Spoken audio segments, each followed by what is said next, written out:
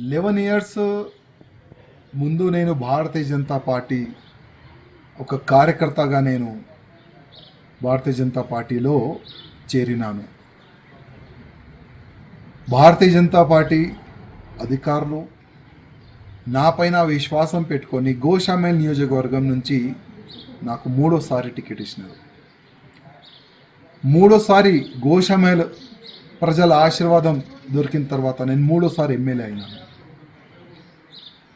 కంటిన్యూగా నా గోషామేల్ ప్రజలు సేవ చేసుకుంటా కంటిన్యూగా దేశం పట్ల, హిందూ సమాజం పట్ల, గౌమాత గురించి, లవ్ జిహాద్ గురించి నేను పోరాడుతూనే ఉన్నాను.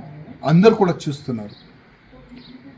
కానీ ఇవాళ ల్యాక్స్ ఆఫ్ భారతీయ జనతా పార్టీ కార్యకర్తల గొంతుకి ఆ గొంతుని నేను ఢిల్లీ వరకు తీసుకొని వెళ్ళాలనుకున్నాను. కానీ నేను అక్కడ ఫెయిల్ అయిన అనుకున్నాను.